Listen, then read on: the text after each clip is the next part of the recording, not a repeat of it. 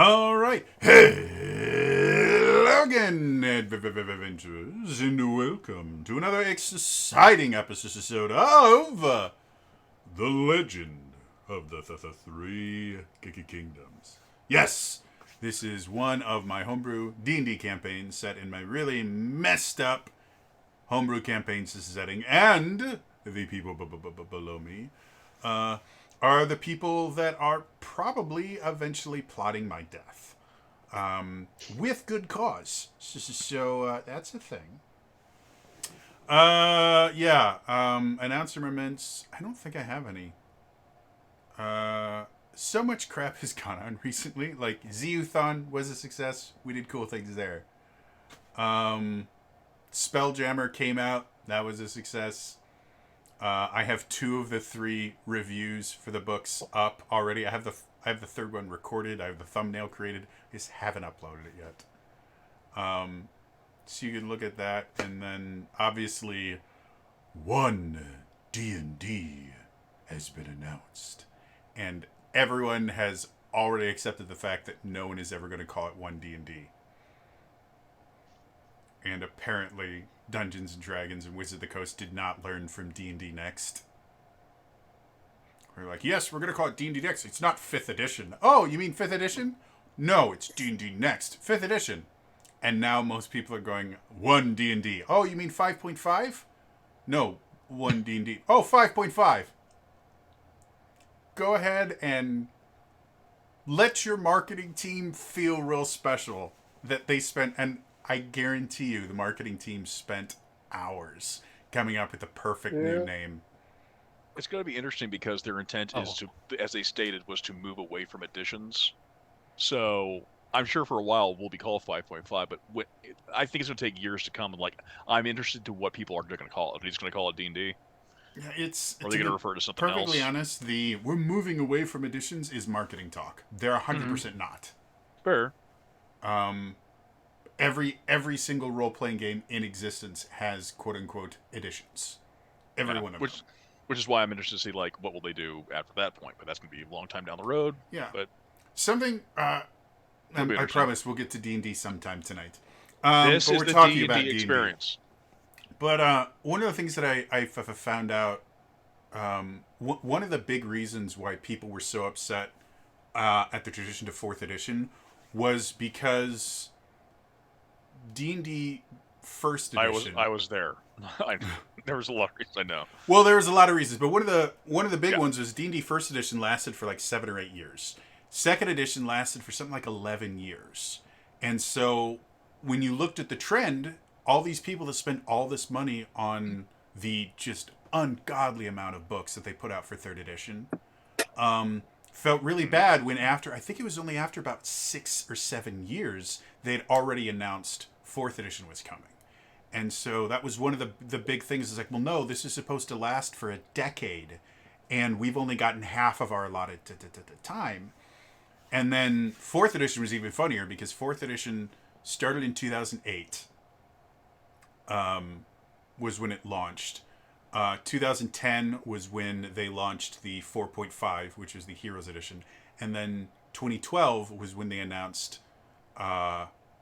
That's when they started the D&D Next playtest, and by 2014, 5th edition had launched.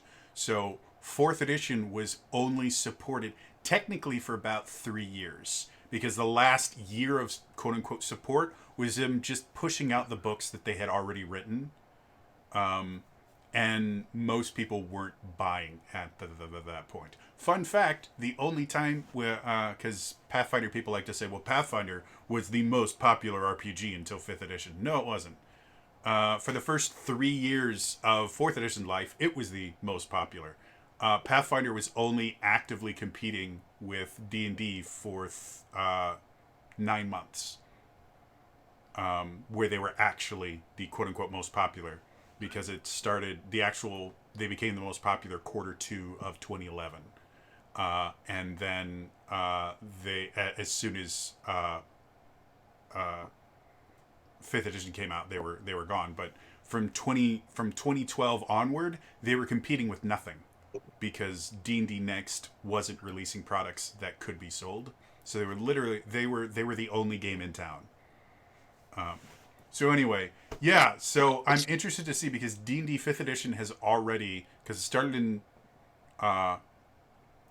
2014, and technically Fifth Edition quote unquote ends in 2024. So that's a 10-year long span, making it technically the second longest edition of D&D. However, with one D&D effectively still working with D&D 5th edition, if we treat it as a 0.5, which every previous edition had a 0.5, the early ones called it Advanced Dungeons and Dragons. And then, again, D&D 3rd edition, they just called it 3.5. And then 4th edition was the Heroes. If we treat, as I think most people are going to, because of the quote-unquote backwards compatibility thing, because that's effectively what 3.5 was it was backwards compatible with 3rd edition, but it changed a lot of 3rd edition. I think we can see this 5th edition easily lasting 15 years minimum and becoming the longest quote-unquote edition of D&D. It might even be able to push 20 years depending on how people accept. It's already been having a great run. Well, and again, I think, the prize is WotC's prize to lose. Because if they keep pushing this as, well, this is the new version of D&D, and it's not D&D 5.5, it's a brand new thing, and we're going away. If they keep pushing this idea, they're going to alienate a massive aspect of their audience. And the exact same thing that happened with 4th edition is going to happen with this, where people are just going to hate it out of principle and never actually play the game. And we're already starting to see that with the reviews are coming out of the playtest materials. People are shitting on a lot of the more interesting things that they put in. Things like DMs can't crit anymore. Is the line that's being given, which 100% we don't have enough information to say that. We just know that the base version of critical hits is something that is exclusive to players right now. It doesn't mean that when they release a monster manual, they can't go, by the way, this monster can crit, and make critting a special aspect of maybe all legendary creatures can crit. Maybe that's one of the things that makes them legendary. Because right now, legendary creatures still feel a little bit underpowered. I love anyone who's reviewing UA and acting outraged and like everything's gonna be wrong. It's like it's unearthed arcana. It's essentially like it's almost like beta testing. You're bitching about beta testing. Well, no, and this is alpha testing. This isn't even beta testing. Yeah. And I think a lot of people forget the first D&D Next playtest didn't have skills. Intentionally. They specifically said 5th edition or Next will not use skills because we want the attribute scores to be more important than they have been. And so you didn't have any skills. All your checks were give me a wisdom check, give me a... And if you watch the 2012 Acquisitions Incorporated live stream, they actually do a playtest of D&D Next there, and they actually don't have skills. You have specialties, which will give you kind of a bonus to a check, but they're not like skills where you can be trained in anything like that. Like you might have arcane lore or something, and that would allow you to add a proficiency die to it. That was another thing that doesn't exist in 5th edition that was a part of the first version of D&D Next, and it was a big thing that they sold D&D Next on. And it never made it to 5th edition. So this idea that, oh my god, I'm never going to play D&D 1 or 1 did D&D because they broke the game. No, they're trying something new. It's UA. It's going to be play tested until they polish up. God bless. And all y'all making the jokes about, oh, look at all this stuff, stealing from Pathfinder 2. Oh, that's my favorite. Y'all are adorable. Y'all are adorable. Everyone's like, oh yeah, you're stealing from Pathfinder 2. I was like, no, Pathfinder 2nd edition blatantly stole from 5th edition. And all the stuff that they keep... And 4th edition. And 4th edition. And that was the other thing, is they took all this stuff from 4th edition. I'm like, that's 4th edition. Like, I've seen that ability, and I went and I looked at my 4th edition stuff. Because my 4th edition stuff is all digital. So I go and I go, no, they literally stole that from 4th edition. And so now they're going, oh yeah, you're stealing from Pathfinder. Like, no, they're referencing earlier editions that you guys claim are bad, or they're doing stuff that's just industry standard now, like the idea of taking away ability scores tied to race. That's an industry standard now. Like everybody does it, and it wasn't Pathfinder or Pathfinder 2e that even started it.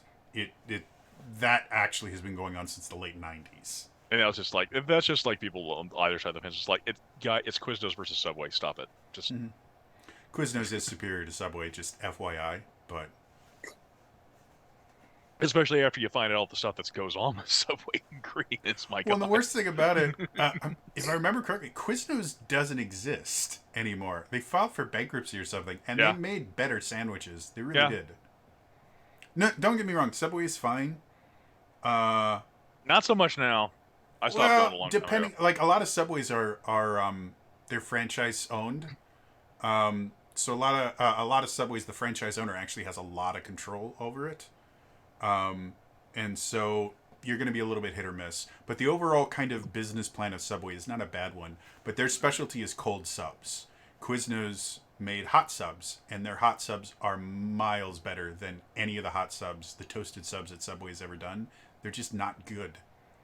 I always liked when I would go to Subway, I would go like someone go like, hey, you want to like, yeah, I'll have it toasted. I just think to myself, why? You know they're going to pull out char when they pull that thing out. It's going to be a briquette. You're going to see little edge of briquette. So anyway, I'm interested to see where 1D goes. Again, a couple of the things I think are interesting in there. I'm going to be. I have a new series that I'm putting out that I have a cool, nifty name for it. I think the absolute best thing that has come out of 1D&D is the hashtag that most people have been using to share it, which is D&D1, hashtag D&D1. But if you read it, it comes out as hashtag D and done. And I think that's brilliant. And I don't understand how the marketing people did not think about that.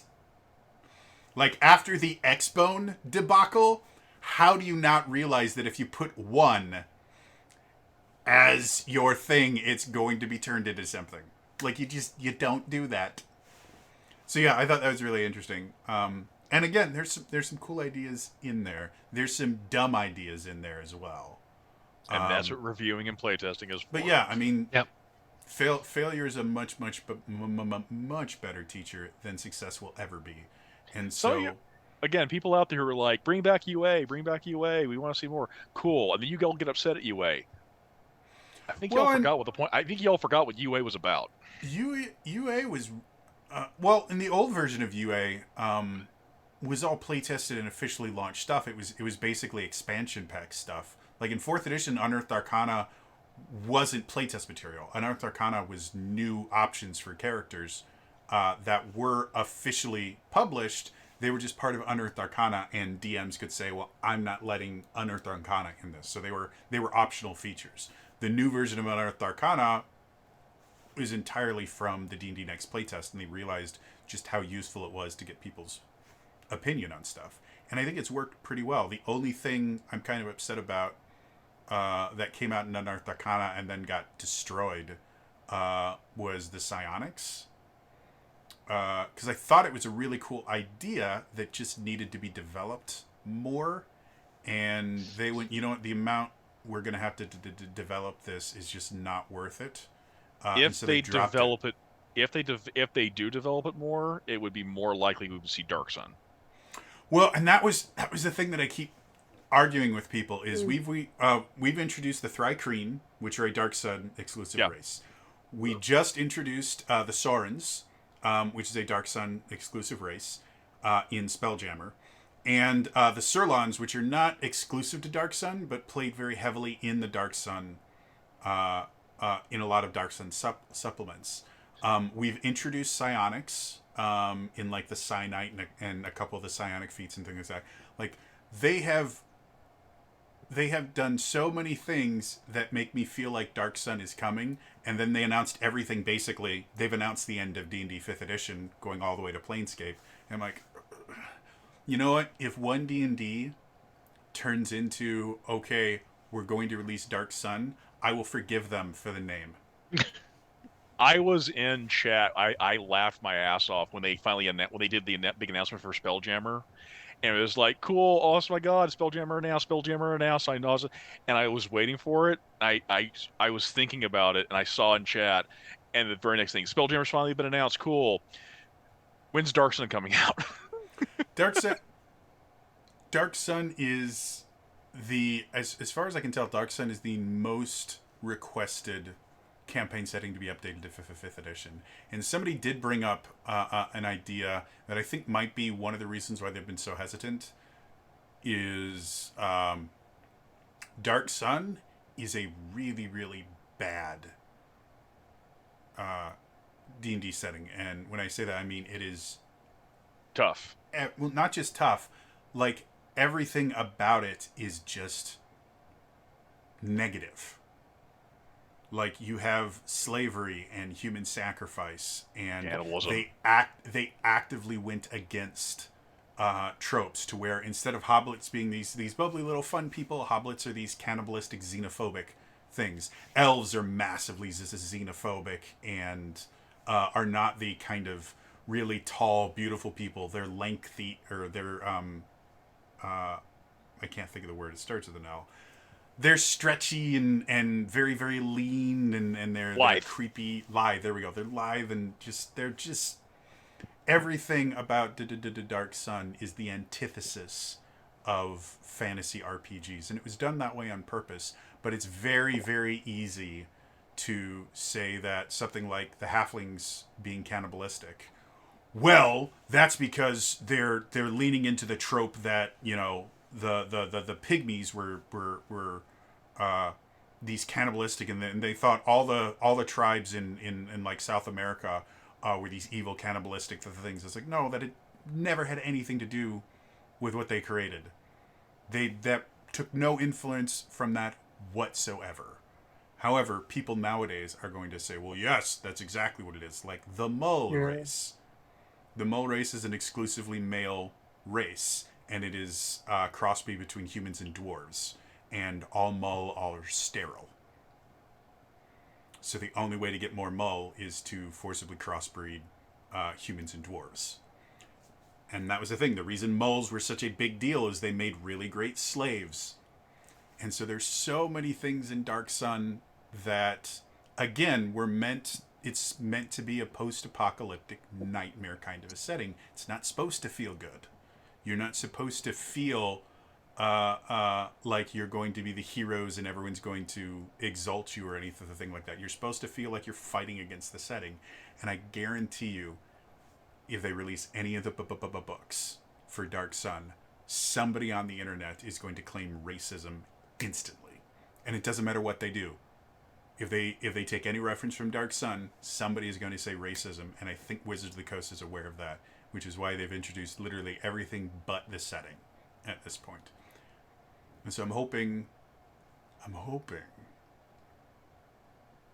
if D&D 1 goes well enough, they'll figure out a way to release Dark Sun without people claiming racism or sexism or whatever ism they want to say on it. And again, it's going to happen no matter what, because, again, every single book that has come out since 2014, somebody has claimed there's some sort of ism in there. Every one of them. I don't think there's been a single one where someone hasn't gotten upset. But we'll see. I still like Dark Sun. I think it's fun. Anyway, so in D&D, the worst thing that has ever happened to Dungeons & Dragons, other than literally everything else. I said I'm more interested in seeing what the second playtest looks like than the first one. Not to say that the first one isn't interesting, but I'm much more interested in the second than the first. Because the first one is always going to be weird and is always going to look bad if they're doing their jobs right and they're trying something different. Right. The second one is where you can actually start plotting points and start seeing trends.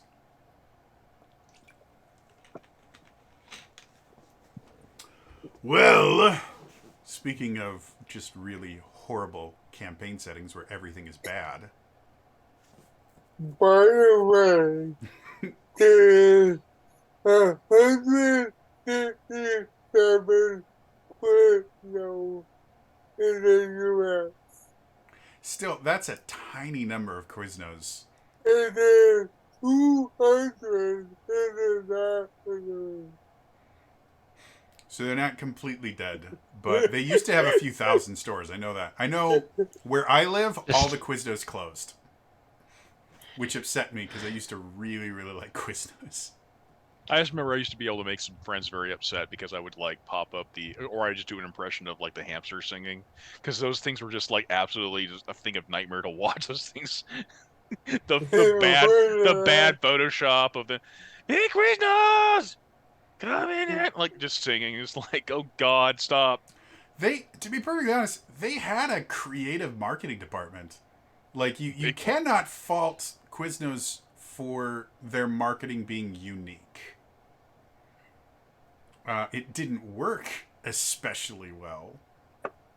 And I think one of the other problems with Quiznos... Hey, like our sandwiches? Look at these two gerbils that look like we threw them in the microwave and took them out at the last second. Yum! Well, I think one of the other problems Quiznos had is the same thing that Subway sometimes has, is there was a lot of owner-owned franchises. And so the quality of Quiznos... I think I remember reading somewhere one of the issues that they kept trying to overcome is you could go into Quiznos because there was tons of them, and there could be Quiznos like 10 miles away from each other, and you could get the same sandwich from two shops that are 10 miles away, and the sandwiches would be completely different because there was very little quality control. So there's benefits to franchising, and then there's bad things to franchising, and Quiznos found both of them.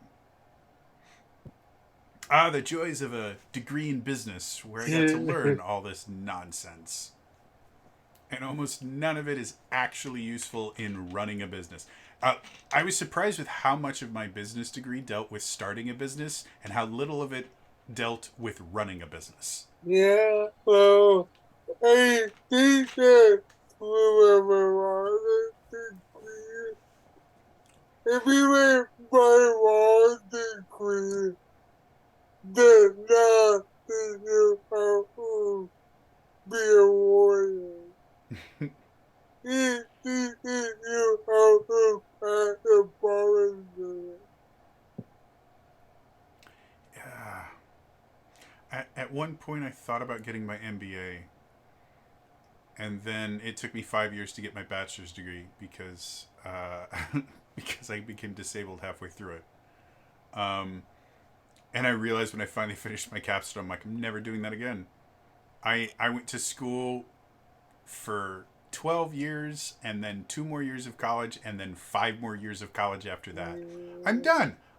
School is fine. If you like school, all the power to you. Ilea apparently wants to live in school. One of my players in my Zelda game. She never wants to leave academia. I never want to go back. I never want to walk into a school again. I never want to have to deal with the politics and the everything about it. And I'm not talking like right or left. I'm talking about, the teachers union protects some teachers and not others, or the principal likes some teachers and not others because this one said this one about Molly, and then Jimmy said that Sally was sleeping with... There's so much politics in school. It is nuts. And it's not to say that there isn't politics everywhere. Retail was... But it just seems so much worse. Because depending on the school, you have people that have been there for 40 years, and I don't think I had a single retail employee that had been there for more than 20. And those were... If you had a 20-year employee in retail, especially if they were a base level employee, they were horrible. If you'd been in the same entry-level job for 20 years, you were just worthless, and they couldn't fire you for some odd reason. And a lot of the times, if you'd been there for 20 years, the reason they couldn't fire you is you knew exactly what you needed to do to keep from getting fired. And so you would do the bare minimum ever. And then you would watch your hours just disappear. We had this one person, I kid you not, they only got like 4 hours a week. I don't know what they did to be able to live, but they only got 4 hours a week because they were only useful for one thing. which was like stocking shelves or something like that, which for the most part, they could only do it when there was little to no customers. And there was like only one time, there's only one shift a week where they would ever be useful. Anything other than that and like interacting with customers, they were horrible. Not that they were mean, they were the nicest person ever. They were super, super nice and we loved them, but they were just worthless at everything. And so, yeah, we just give them 2 hours, 4 hours a week. And they were, I don't know, I think they were older than God. I don't know. We couldn't figure out exactly how they moved anymore. They'd been there for forever. They were like a 40-year vet in retail. Retail.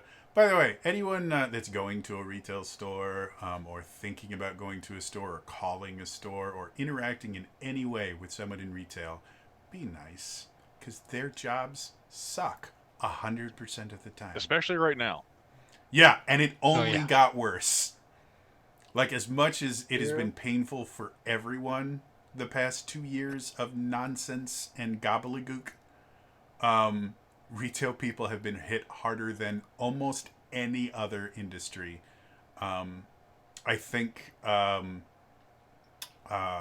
food industry is the only one that has been hurt worse. With possibly hospitality, like hotels and stuff like that, getting shafted a bit.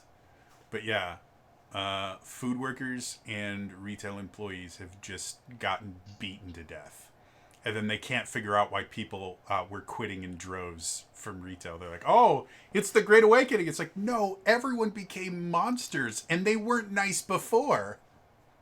Yeah, worse. You can you only want to see the worst in humanity? Watch people storming a Red Lobster. I promise we will get to D&D in a second, but I've got a great story. My brother and I were both in retail.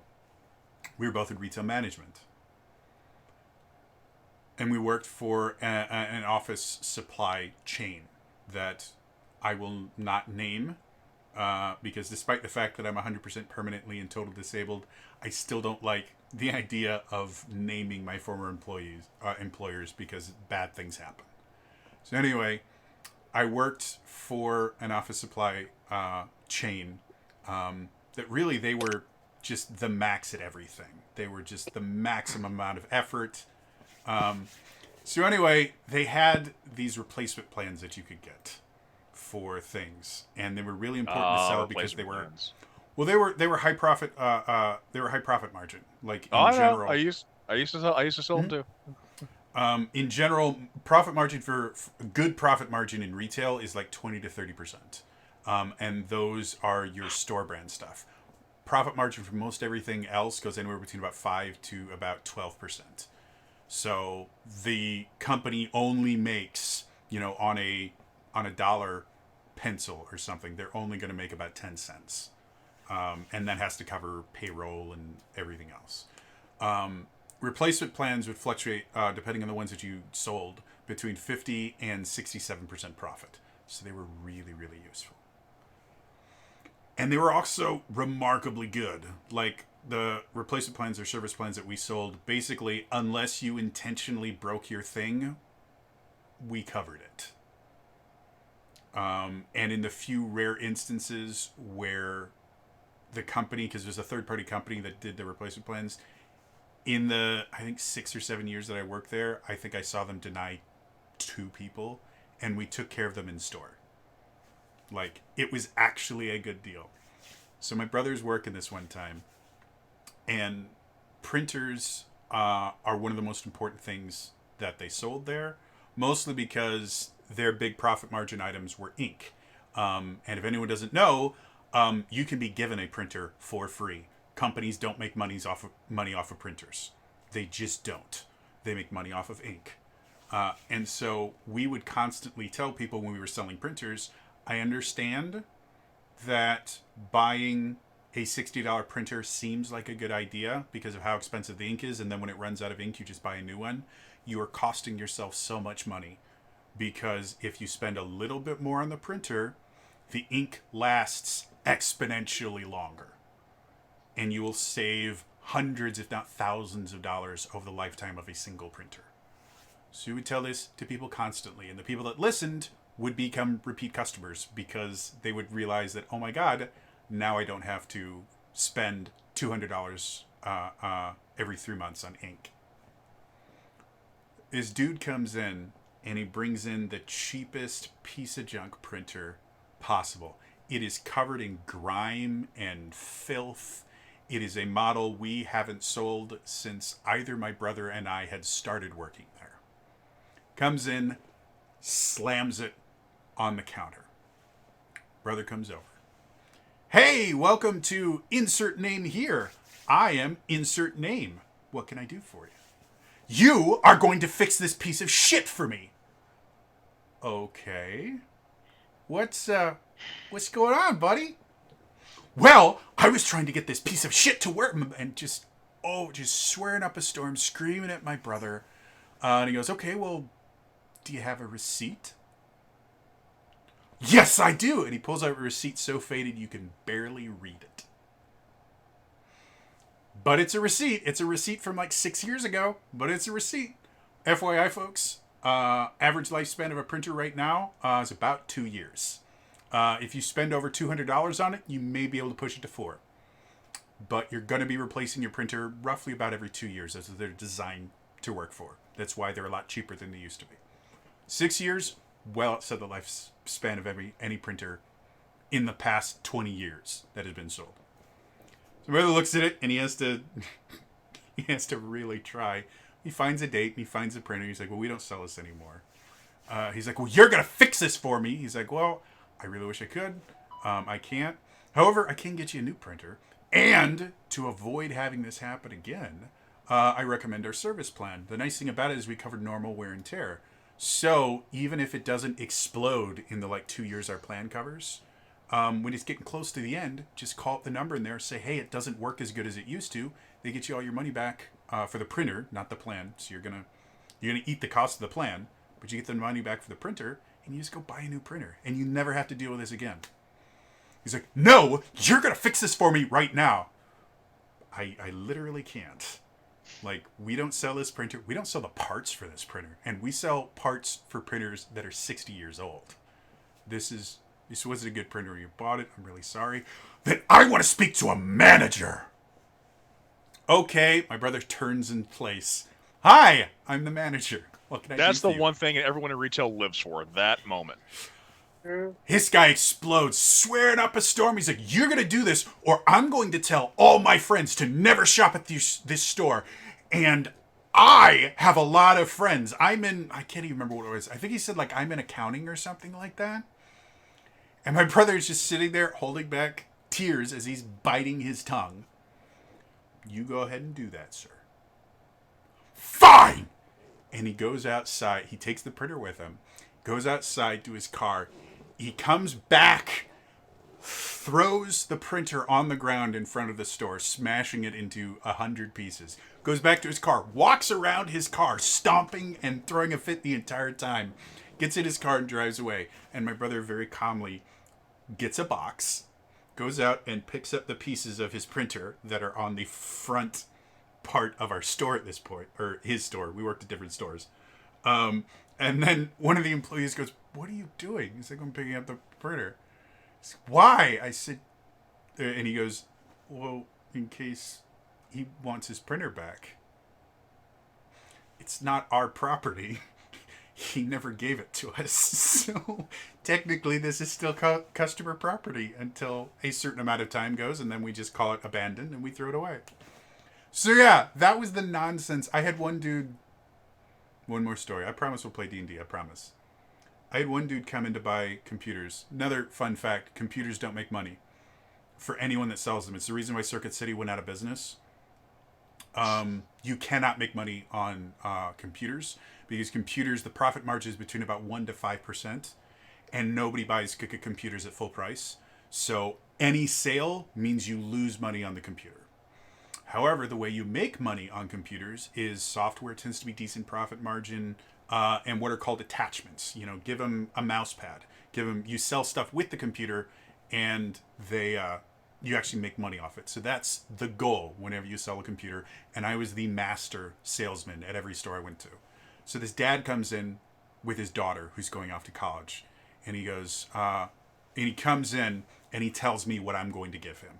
He's like, listen, you are going to give my daughter exactly what she needs, and you're also going to get me the computer I want. And he shows me the computer that he wants. And you're not going to try and get us anything that we don't want. Absolutely, sir. I'm not a big fan of salesmen that try and give you stuff that you don't want. That generally creates a bad relationship, and then you never come back. And we want you to come back. We want you to be happy. So he's like, so what's the best computer here? Well, best isn't a good term for computers. They do different things. If you don't mind, I'm going to talk to your daughter for a second. I just want to know the kind of stuff that she's going to be doing. Obviously, if she's going to be a computer science major, I'm going to recommend something different than if she's going to be an English major. There's very different things that you use your computer for. So I talked to her, and I'm a fantastic salesman. And I sell her on this kind of intermediate model. It's a decent computer. I said, yeah, and it's technically what you want it for. You could use a basic Model 4, but it's going to get outdated within a year or two. This one, because it's a little bit more than what you need, it'll do everything you want now, and you'll probably be able to use it through all 4 years of college and not really have any issues. So this is great. He's like, fine. And she's super excited. Like, I've gotten her the exact computer she wanted. And then I start going through my sales process. I'm like, well, so this is a computer. If you go home, you open up this computer, you will have a setup process you have to do. You'll have to install a bunch of programs and stuff like that. Especially for college, you're going to have to put the Office suite on there. If you like, we actually will do all that for you. We'll set the computer up. We'll optimize a bunch of settings for you. And I'm going into my sales pitch. It's like, no, I don't want any of that. Okay. Again, it's literally my job to say this stuff. No. Now, you know what you're going to do? And he gets real quiet and he gets real close to me. You're going to give me a really good deal on this. I go, am I? Well, it's your lucky day, sir. And I take out this little thing of coupons. We have this thing where if these things are on the same receipt as your computer, you get really good discounts, 40, 50, 30, 40, 50% off on these things. And they're all useful things like mouses, office suites, things like that. Like they're good deals. He's like, no. You're going to give me a special deal. These are special deals. They're only deals that you get when you buy a computer. You cannot use these any other way. The computer literally won't let me key them in without a computer being on the ticket. So, and they're really great deals, and they're for exactly, and I start talking about the stuff the daughter just told me. I'm like, yeah, they're for this and this and this, and your daughter said she's doing this and this. It'll be perfect. And she's going to have to buy this stuff anyways. The school is going to sell you these things, and they're going to sell you them probably at about $100. Because that's what schools pay for them. I know because I just got out of college. And they sold me this about 3 years ago. So this is what they're going to sell you. This is the exact cost it's going to be. This is the exact thing. I can get it to you for $30 cheaper. Or I can get you the upgraded version for the exact same price that you're going to pay in college. And we're going to put it in your computer for you. College won't touch your computer because they don't want liability on whatever happens to your computer. So we're willing to accept liability and stuff. Let us do it. Listen, and he gets real close because there's a few other customers around who he doesn't want them to know that he's about to get the best deal. Either you give me a deal on this. I want you to throw in this for free and this for free, and I want you to give me a deal. And either you do this or I'm walking out of here. And I had already gotten her computer out of lockup because we kept all the... So I had her computer physically there. And she was looking at it, and she was really excited. Like it was... She could touch it. And he goes, listen up. And she's looking at her father and she's pissed at him. Daddy, why are you doing this? I hate you, Daddy. Please stop. You're not going to win. He's taller than you. And so he's like, either you do this, I'm going to walk out of here. Okay. And I take the computer and I put it behind customer service. I just take it off the counter and I put it down. And I watched her eyes track it and lose track. And the tears start to well up. And I'm like, okay, sir. Have a great day. So he goes out, and I watch him as he's going out because I think this is the funniest thing ever. I feel real bad for the girl too, because she's gonna go to like one of our major competitors that actually had a lawsuit filed against it and lost by the state of Wisconsin, where they proved that they were lying to their customers. So I knew they were gonna go to a competitor and they were gonna get ripped off. So I'm watching him as he go out, and he's sitting there. He's like, "Don't worry, I'll take care of this. Don't worry. So they go to the car, and they're sitting close enough that I can see them in their car through our massive wall of windows at the front of our store. And I watch him pull out his phone, and the phone in the store rings. And I rush over to it. Hi, thank you for calling Insert Name here. This is Jody. What can I do for you? I want to speak to the manager. You're speaking to him. And I look out, and I just kind of make eye contact with him while I'm on the phone with him. He's like, you're the manager? Yes, I am, sir. Well, we just had a... Oh, I know, sir. I recognize you, sir. Did you want to pick up the computers now? Because I still got them back here. I haven't put them back away. No one else has bought them. If you need some time to think about it, we can hold them for a day for you. We'll just leave everything, we'll lock them up again because we don't want to keep them out, but we'll have them set aside. We can hold them for a day easy. Well, I think I've said everything I want to say. Okay, have fun! And I wave. That very rarely happened. Normally customers would just scream and piss and moan on you, and you just had to take it. But there's very few instances where you got to sit there and go, ha ha ha, fuck you. And again, I felt bad for the girl, but her dad was a dipshit. Yeah. By the way, another quick tip before we get into D&D. If you go into a major big box or small box retailer expecting a special deal from the manager, you're not going to get it. They're not allowed to. They will lose their job. And there is not a customer in the world that is worth your job. Even the shitty job that you get. And if you go big box, like big box managers make upper 5-figure to 6-figure salaries. Like the manager of a Walmart easily gets into low 6-figure salaries. So unless you're willing to pay a couple $100,000 over the next 5 to 6 years, you're not worth that much as a customer. So, now that I've talked about retail stories, one of these days I'm just going to have a podcast or something where all I do is bring on former retail employees and we just talk about the nonsense stuff that we had to deal with. And it will get 1 billion views because everyone in retail will go, I know that! Make our own r/entitled people. You guys want to play D&D? Now that we've been doing this for an hour? I mean, we could. I wish to attack the darkness. I attack the darkness with magic missile! That is by far one of the greatest memes ever. It is almost as good as Leroy Jenkins, and it came out about the same time. And my other favorite thing about that, a lot of people think it's making fun of people that play D&D, and it's not. It's people that play D&D making fun of the people that don't understand D&D. Because most of the jokes in there don't make sense unless you play D&D. Right. I love it. I think it's great. Same thing with Leroy Jenkins. Everyone thought it was like making fun, like Leroy Jenkins was the butt of the joke. No, he's the hero. The people they're making fun of are the ones going, yeah, can you crunch some numbers for me? Yeah, we've got a 33.3, repeating, of course. Chance of survival? Well, it's a lot better than we normally get. And by the way, there were real guilds like that in World of Warcraft, vanilla, all. I think there's still some there. I'm not sure. I'm out of the raiding scene in WoW. But I remember being a part of a guild and hearing them crunch numbers. It's a real thing, folks. Oh. So now it's time to return to the legend of the 3 kingdoms.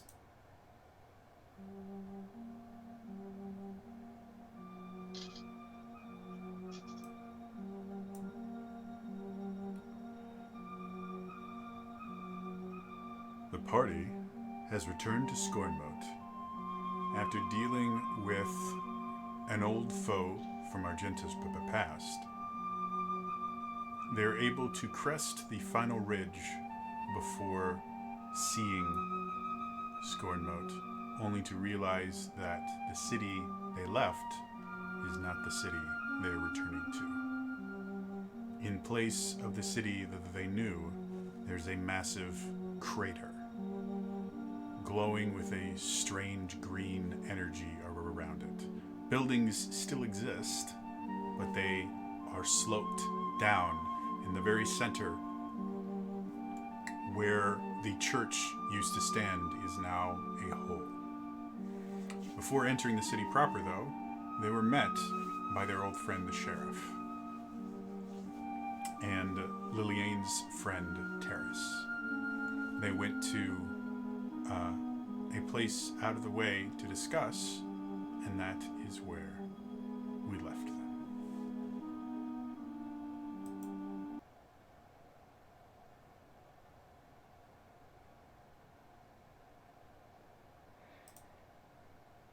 So, how much do you guys remember? As far as the last thing that we did, I believe you were all taken to kind of a little encampment style thing outside the city.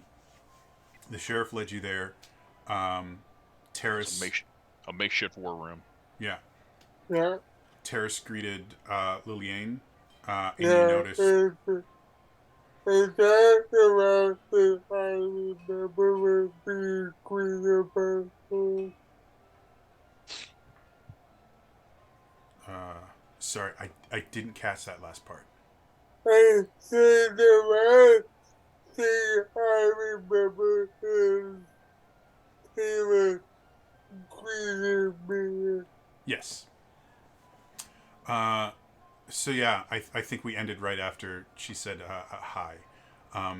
So to bring us back in, again, you guys are in this kind of makeshift war room style thing. It's a relatively large, relatively kind of stationary tent. As in, like, the walls are cloth and things like that, but it's nailed in and things like that to the point where it is as close to a sturdy structure as you're going to get with something that is still collapsible. Now, is it an tent? Because I do remember it's protected by a massive illusion. So I thought it was in a structure, but that could be me misremembering. I think you're right. I think I'm misremembering. Yes, because there was a an illusion that you guys walked through. You guys are actually in a cave. Never mind. I'm thinking of a different. I have 3 different campaigns going. I'm thinking of a different campaign. And you watched the third, or you're heavily involved in the third, even without being a part of it.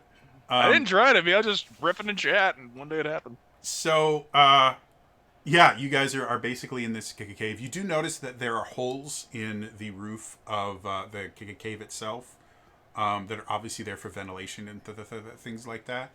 And the cave itself is pretty massive. It's massive enough that they have set up like little rooms using kind of dividers and there are tents set up in certain places, and that's where it was. And the main kind of war room thing itself is in its own tent inside to kind of separate away from anything else. I knew I remembered something once. So, you guys have been brought into the war room, and inside the war room is obviously Terrace. You can see the sheriff there. And then you see quite a few other faces that most of you do not recognize. Lillian, you would recognize a few of them. For the most part, these are leaders of the kind of various guilds that helped keep the city running, like the Craftsmen's Guild, that include like blacksmiths and woodworkers and all that. You can see the head, who's a blacksmith, a kind of rotund gentleman named Porton. And then there's also the effectively kind of the restaurants guild. They just call themselves the food guild. It's basically everyone that dealt with food. Everyone from the bakers, the various restaurants, even the producers like farmers and other things like that would have kind of a representation on this guild, and the head of it is actually a local tavern owner, who no one knows what her actual name is. Everyone just calls her Red.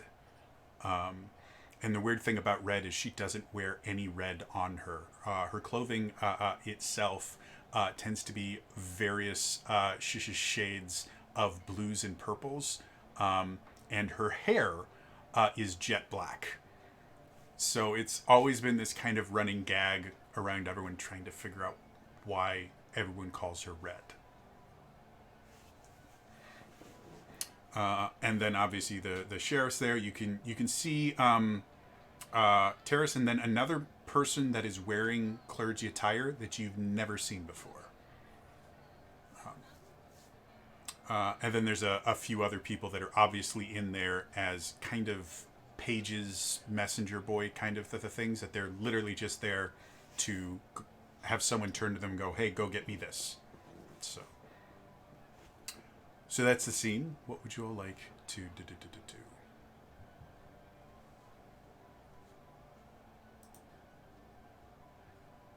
I think I will have the greatest hero.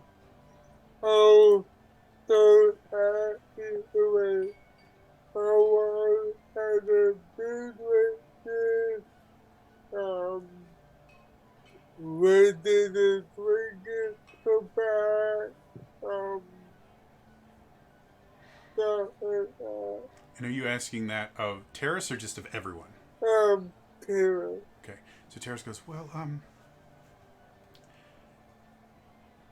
about 4 or 5 days after you, and she kind of grins, died. Okay. We were cleaning up the rubble, and they were trying to deal with the members of the clergy that were still loyal to the old Papa priest, and we were starting to set up trials and trying to figure out exactly what we were going to do, and the tax collectors are supposed to be coming in a month, so we were trying to figure out what to do about the taxes, because the priest took care of all of that.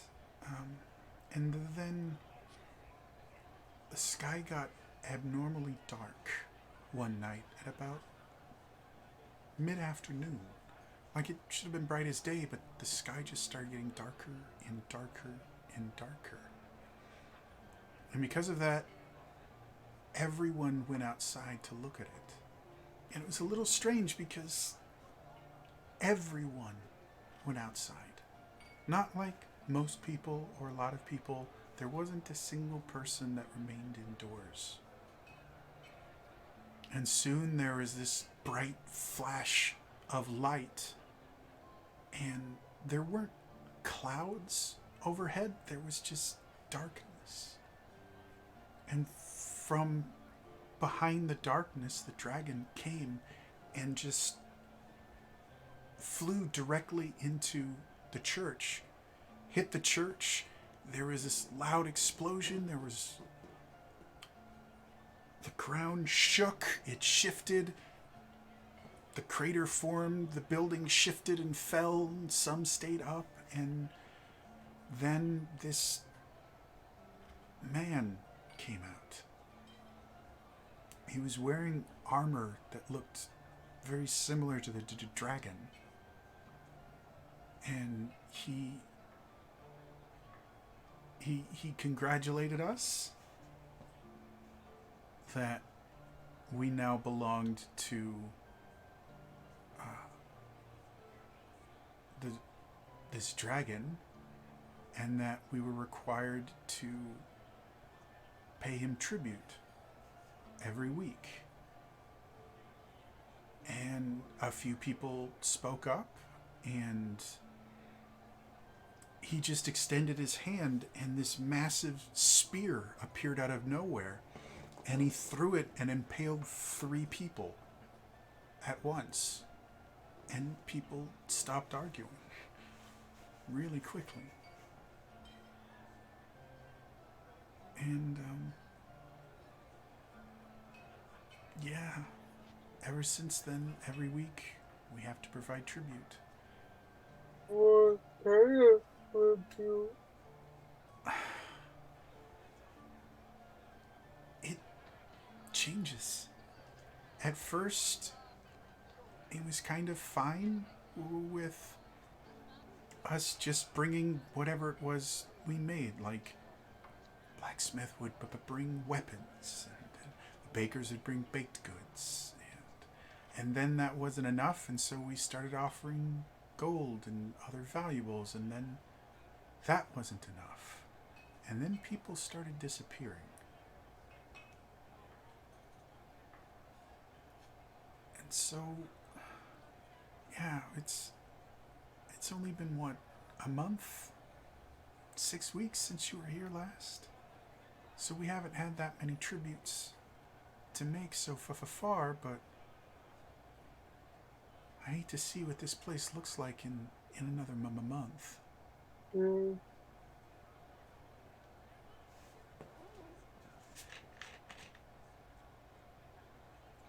Did the bear ever give you a name to bear the way? Um, he didn't give us a name. He gave us a title. I'm trying to remember what it was. It helps when I actually have the things I need open.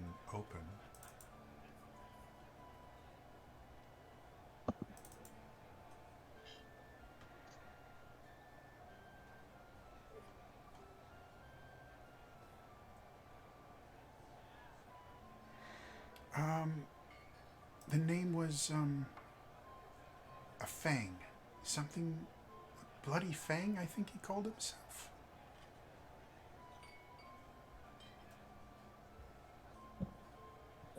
Fantastic.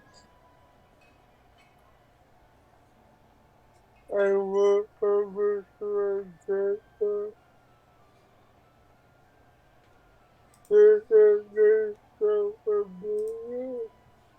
Yes, he's the one that was messing with us on the way here. The one that ensorcelled my brother.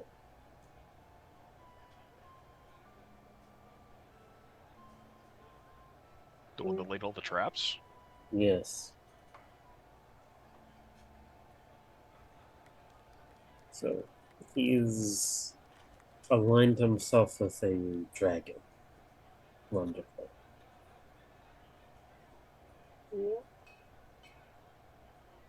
He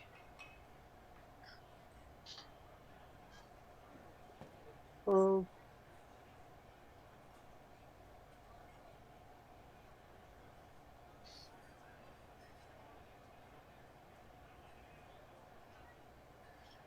and I get back to and been any side of the high priest that were all the places that they were way to the places that originally had to be any side of The There's been rumors that there's some kind of beast living in the forests north of Scornmote. Ventures out ever so often to hunt. After seeing what the high priest turned into, we kind of put two and two together. But beyond that, we haven't heard anything from him. And to be perfectly honest, we've been kind of preoccupied with the dragon, who we haven't seen since he entered his lair. The only interaction we've had has been with this bloody Fang, who has also gone missing recently. We just drop the offerings into the hole, and if they're accepted, no one dies, and if they're not, bad things happen. Sometimes fire will shoot out. Sometimes we'll just hear this ear-shadowing wail loud enough that it actually hurts people. We found corpses with blood running down their necks from their ears rupturing.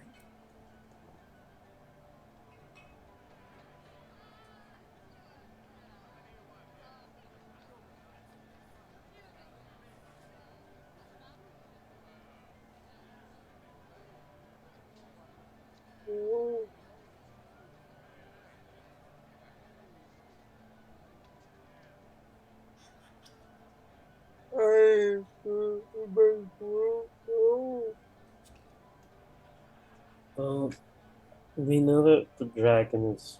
We've seen a dragon. Depends on if it's the same one. And then, the Bloody Fang is really good with his tricks, but if he's disappeared, makes me worried about what he's doing, given his nature that you all saw. Yeah.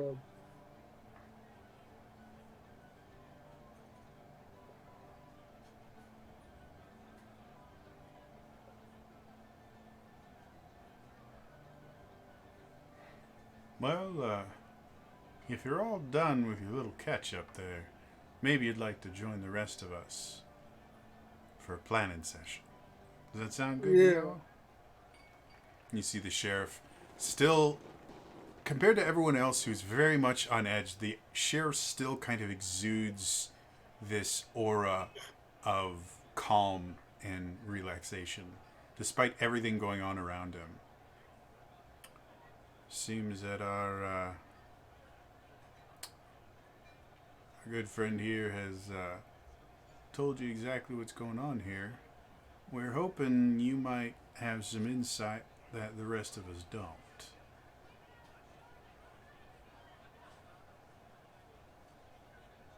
Now, Argenta, you seem to be very familiar with this Bloody Fang.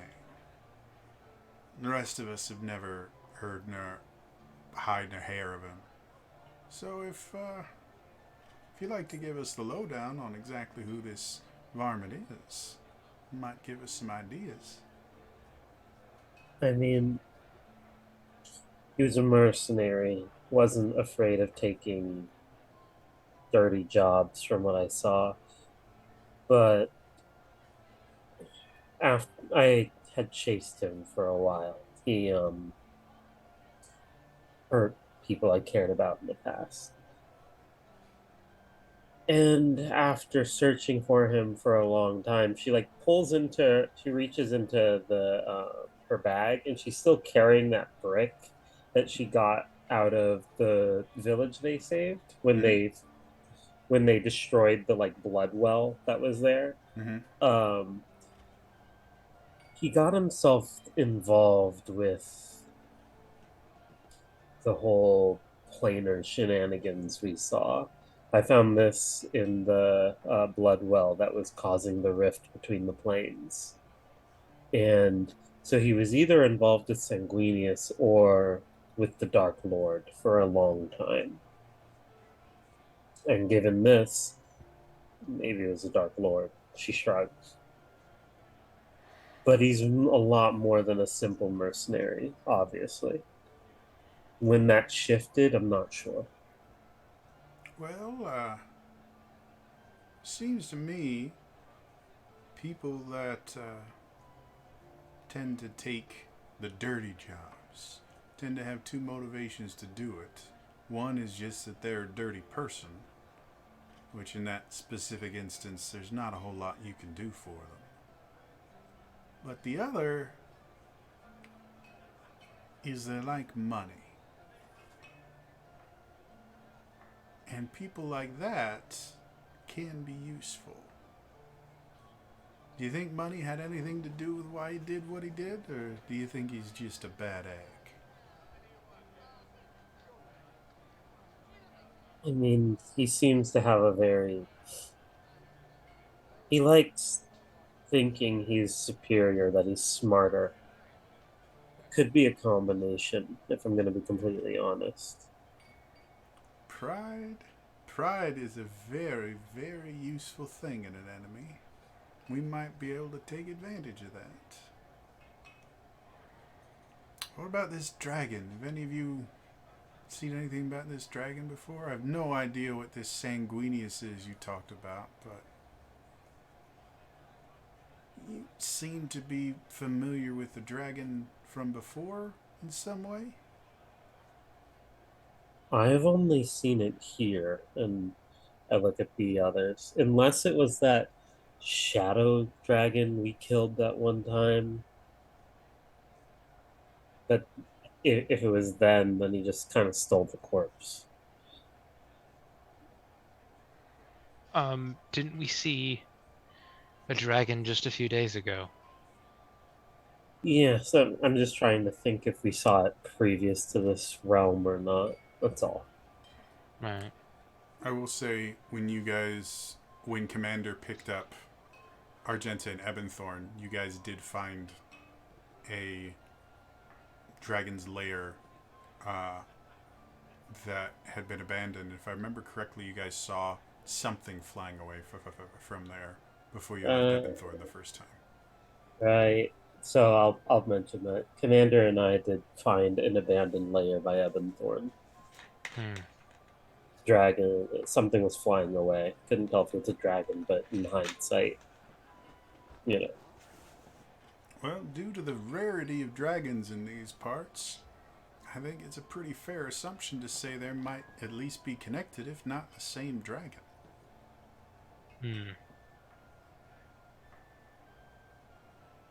What about you? And he kind of turns to Rowan. You seem to be dressed in a similar manner to our friends over here, but I've never seen you ever around here. Nope, first time pretty much being anywhere outside of my village, and it's been, looks at the rest of the group, quite an experience. Well, where are you from? Oh, Misenford. It's quite a ways away from here. I am aware. What exactly brought you all the way down here and with our friends, if I may be so bold as to ask? Well, the answer's quite simple, them. I was seeking them out. Really? Well, as much as our good friends here are a unique bunch, they don't tend to attract fans so much as pursuers. What camp would you put yourself in? Someone who's needing help as much as trying to give help. There's a great many things wrong, and not this. With the risk of sounding possibly egotistical, I believe I could be of help. Interesting. So what's your take on all this? You seem to be a man of the cloth. And he kind of points out. Do you wear your holy symbol anywhere, or do you keep it hidden? Most of the time, I've usually kept it hidden. I think he still would have kept it hidden just as just as standard operating procedure, because prior to all of this, he made a point of not showing it. So he can get away with wearing robes. So he particularly kind of points at, even with it wearing under, someone would be able to notice a change. He says, "You obviously wear yourself a symbol around your neck," which, again, seems kind of odd that someone could come to that conclusion and that he was right about it.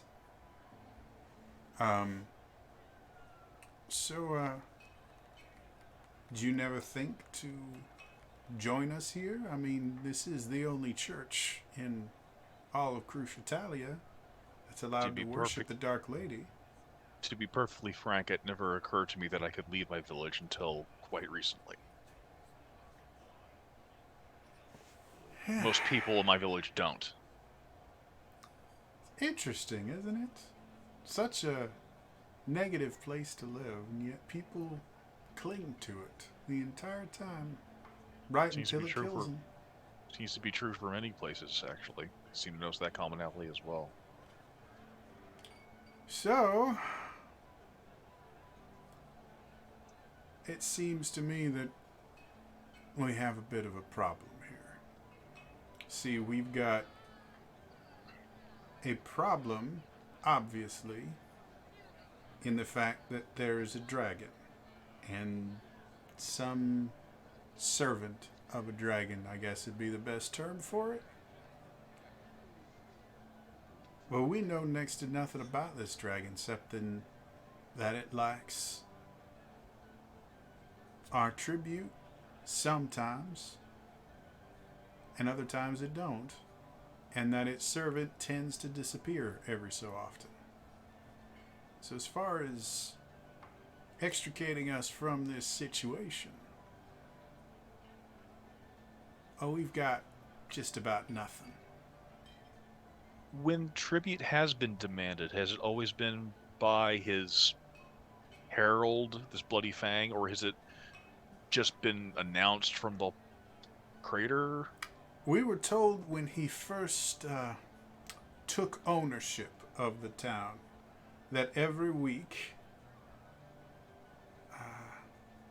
at twilight we were to put our tribute in front of his lair, and if he accepted it, he would accept it, and if it was not acceptable, he would extract his own payment, which he has done.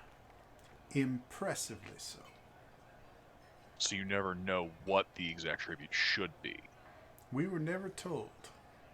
A few of us tried to get some clarification about the tribute.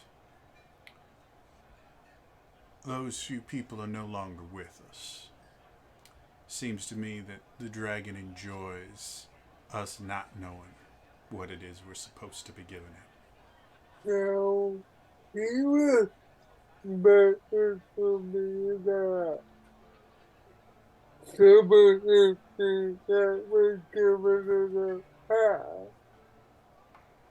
What the most recent review that was accepted, what was it? But here's the other problem. See, with me being the sheriff, at first, they figured since I already had people that were used to kind of going around town, making sure everyone knew what was going on, that I'd kind of be put in charge of making sure the tribute got out. But after the second tribute got rejected, well, there was a bit of an outcry, and let's just say I got ousted from my position of authority. And the most recent tribute was handled by former members of the clergy that were going to be put on trial before all this happened. And now it seems that the old church has taken over the tribute. So I couldn't tell you what was given at our last tribute. They have made certain that when the tribute happens, no one is allowed to be around. Oh, alright. How did that come about if they were to be for the trial? I was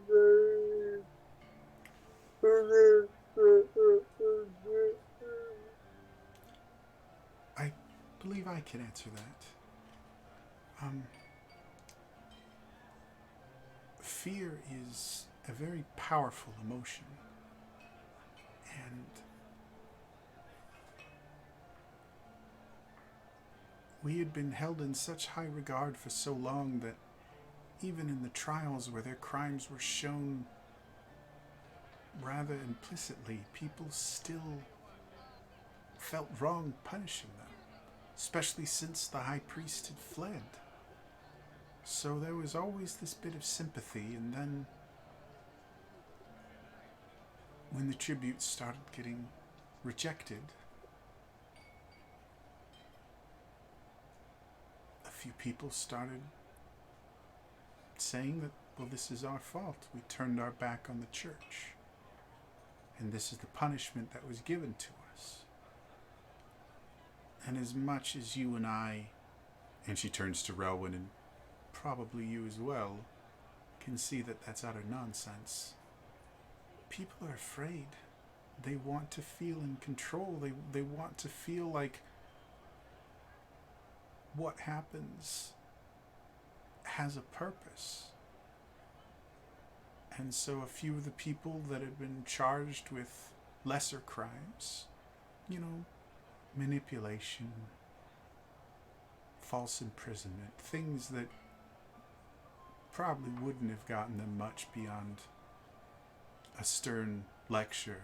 I mean, we weren't going to kill them, and we didn't have the space to keep them all in jail. So there were going to be people that were just reintegrated into society. A few of them banded together, claimed that due to their experience interpreting holy matters and from beings that were less than communicative, they could understand what the dragon wanted. And from that point on, it just went downhill. I did my best to try to become a part of it so that I could control what was happening from the inside. But they saw through that immediately. I was effectively excommunicated despite the fact that the church no longer exists. It's rather impressive when you think about it. Yeah, it is. So, the strange thing is, I don't recognize most of the people that are a part of this new church. And I thought I knew everyone. Were they outsiders then, or? They claim to have grown up in the church just like us. But for the life of me, I cannot remember their faces.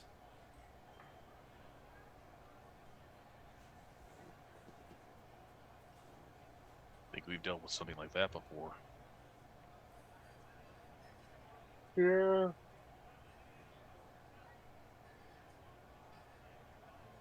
Elysian, as much as this is absolutely fascinating, the rotund blacksmith, Portent, chimes in.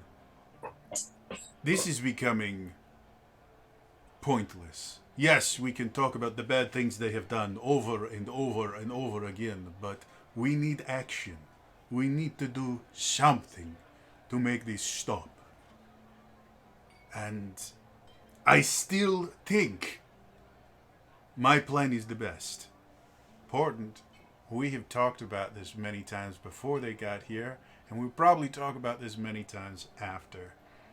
But we are not able to do that. Yes, we are. We have plenty of men here. Look at the amount. The weapons that I make are the best in Crucitalia. We give them the weapons. We have already been training them. We can storm this place and get rid of this dragon without having to do all this secret talky.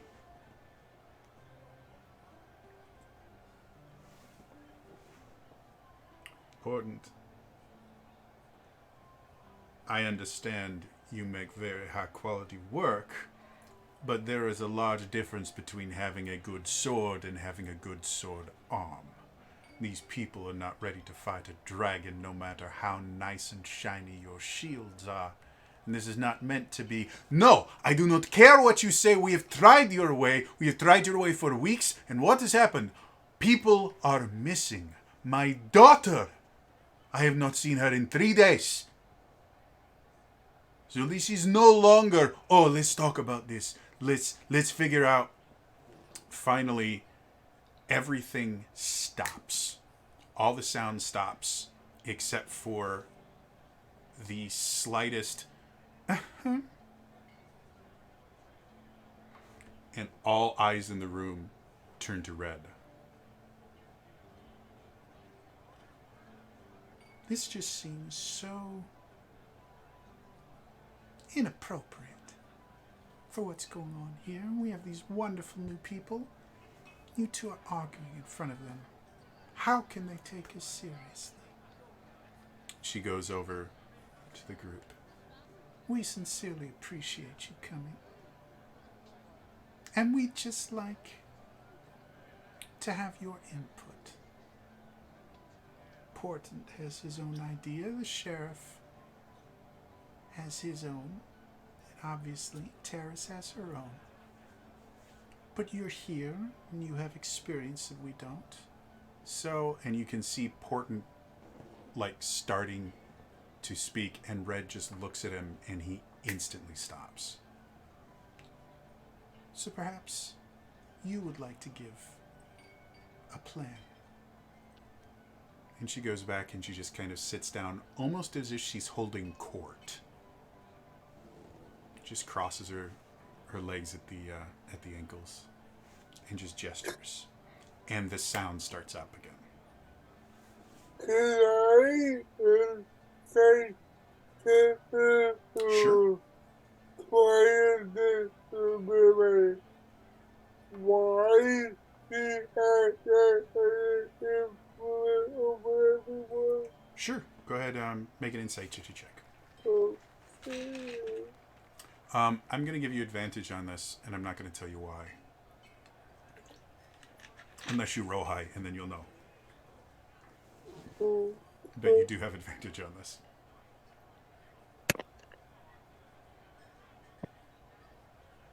19. 19 is good enough. She, the first thing that comes to mind, is kind of a mixture of a fey undead creature, colloquially referred to as a siren. You don't believe she's undead or anything like that, but something about her, maybe in the same way like a tiefling has some sort of infernal heritage somewhere in their life, or in their lineage. Somewhere in her lineage, someone got it on or did something with a siren. And so she apparently has inherited their kind of hypnotic ability to use their voice to do things. And it's not a magical ability, it is a purely biological thing. But you don't think she quite has the ability that a full siren would have to completely enthrall people. But obviously she's learned how to do it to stop people from talking. Yeah.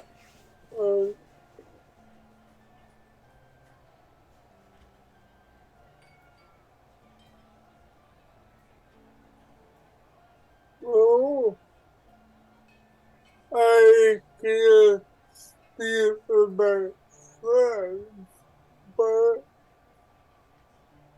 I mean, if you wanted to gain access to the dragon or bloody face, the tribute would be probably the easiest way. So why I was asking about the tribute is maybe we find a new person trying to get the man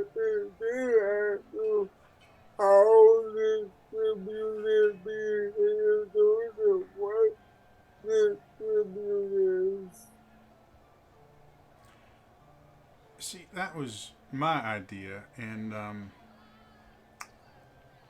well, your new friend here has given me an even better idea.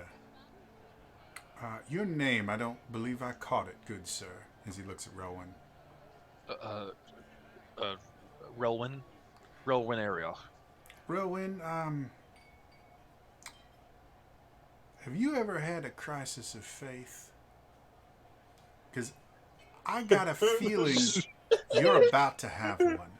Strangely enough, I went through that. That's how I got here. I think you might be ready to have another one, and the only place you could go to solve a crisis of faith would obviously be the church, right?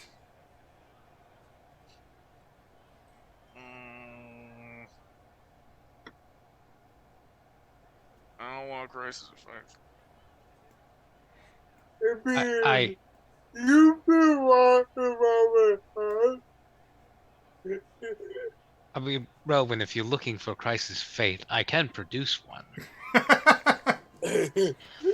But I think he is saying more. I know If what he's you- saying. Okay.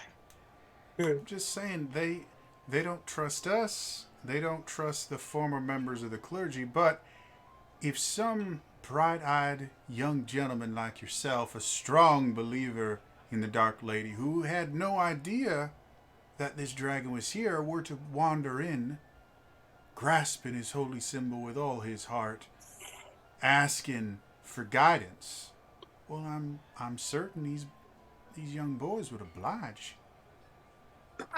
I'm in points of val. I'm not good at deception. She's good at deception. Yes, I can help you. Fortunately, they know her. Your Is there friends here were rather something famous that the we last do? time they came around. I heard. I'm just not good at that, and quite frankly, I'm angry at members of the church from what I know now. And I'm Well, gonna get more angry with Well, them. every day, sounds racist, racist, racist. my favorite thing about this is just how much the rest of the party is enjoying this. Yeah. The fact that y'all are enjoying the person who can, like, again, do what he does, and you're more than happy to throw him into this. Oh no, it's just that you're legitimately having a crisis of faith, so Yeah. it's fitting. Rowan's actually not had a crisis of faith. If anything, he's actually had an awakening. That's why he went looking for you fools. That's fair. We're hoping for you to grow and embrace new roles. As you guys are all trying to convince him, a voice that none of you have heard before, speaks up. If you are worried about your safety, fear not. I will keep an eye on you. And again, the person wearing clergy robes that, Liliane, you've never seen before, just speaks up. And the gentleman himself, completely bald, kind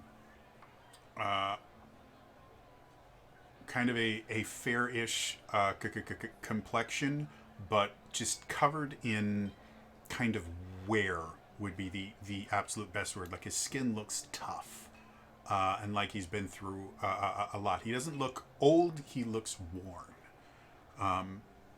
And he's relatively tall, and he turns to you, Rowan.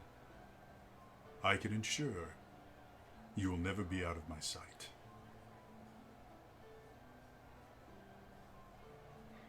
At the first hint of danger, I will tell your friends. And he looks at them.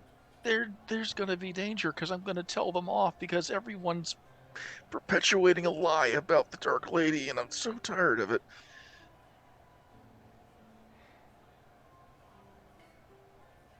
And he comes down, and he bends down a little bit, so he's eye to eye to you, and he kind of puts his hands on your shoulders. This son of a bitch tall?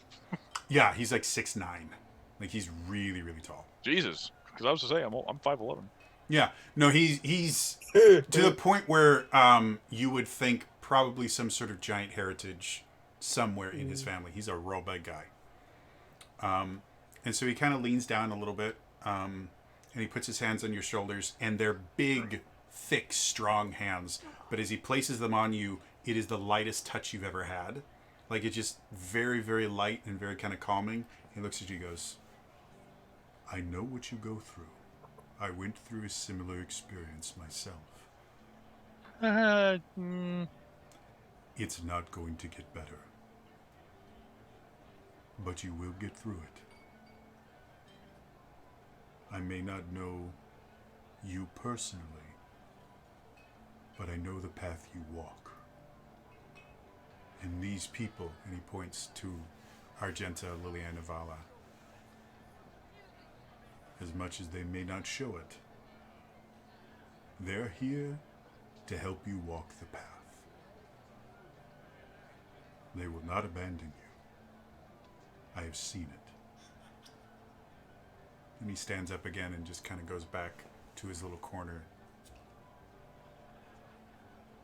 Oh, again, it's not the capability of them I'm doubting. It's the capability I'm going to have when I go into the place that I really want to avoid. Okay, so let's... And Rowan just takes off his spectacles, just goes, okay. So I go in there and I pretend to have a problem with the faith, which is not going to be too far of a lie because I will have a problem with their faith. What will be the follow-up after that? Well, that's when things get a little bit hazy, to be perfectly honest. Because we have no idea what's going on, we can't really make a step 2 until we have more information, which we'd be getting from you. So that's kind of the whole linchpin, is you need to get them to trust you enough to tell you what in the hell's going on. Does that make sense? So I need to be deceptive and be a spy. 2 things I am not good at. Well, and again, sound kind of dies down slightly. Lying isn't nearly as difficult as it sounds. Especially if you have a little help. And she reaches into her bodice and she pulls out this tiny little vial. I happen to be rather gifted with concoctions. This one might be useful to you. And she hands it to you.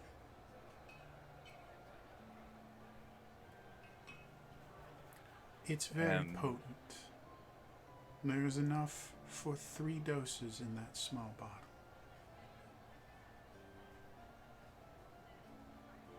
If you take it, you'll find lying comes as easily to you as breathing for 10 minutes. Mechanically, you can treat the deception skill as if you have proficiency in it, and you have advantage on all deception checks for 10 minutes. I call it loose lips. It's a remarkably useful little thing.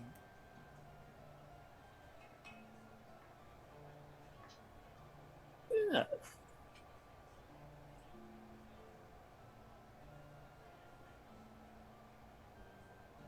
Do you have about 20 more of these? Because I'm probably going to... You probably don't. Okay. It's a remarkably complicated concoction. That's a month's worth of it. It's a very generous gift. Thank you. Oh, Yes, I thank don't you. give out gifts. I intend to get my full money's worth out of it. Of In this course. particular instance, that means being allowed to allow people back into my bar.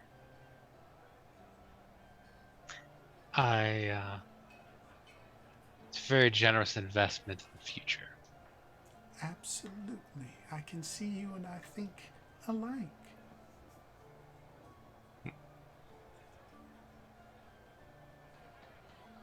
I like to see people in bars as well. In bars? Out of bars? And she just kind of likes eye contact with you, and you almost involuntarily feel your face get a little bit hotter. Well, I like to see them enjoying themselves. Oh, yes. Someone that's having a good time. It's very, very fun to watch.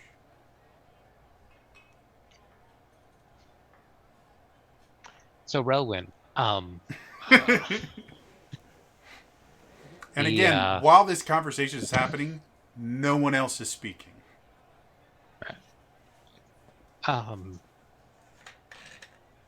the key to a good lie is to not stray as far from the truth as possible. You know, don't make up a fanciful story unless you need to. Think about your own crisis of faith and draw from that. Technicalities are your friend.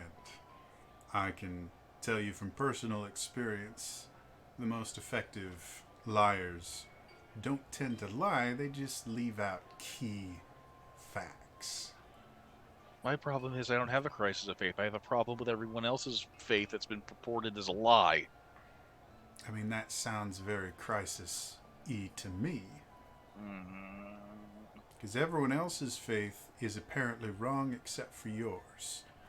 That would cause me to have a crisis. Relwyn hears him say this. Is he saying the same thing that Relwyn believes to be actually true about her?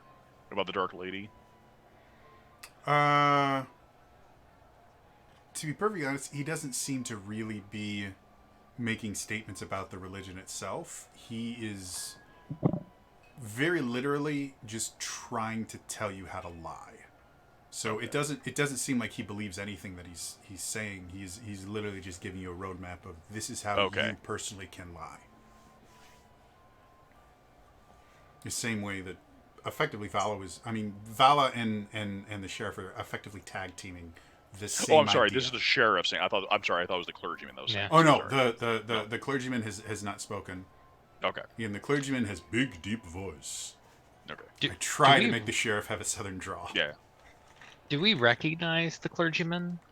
No. None of you have ever seen him. But he made that comment about how we'll stand by him. Mm-hmm. Like there's a familiarity there. He seemed very aware of you. None of you, as far as you can tell, none of you have ever seen him. Argenta's gonna pull Vala back just a little bit. In whispering. So you remember when I said I saw Henri, right? Yes.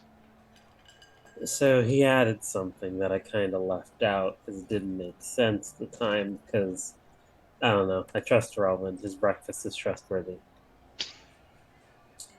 But he said not to he said something about not trusting someone of the faith. I see. And we don't know this guy. So just You're keep not your wrong. eyes peeled.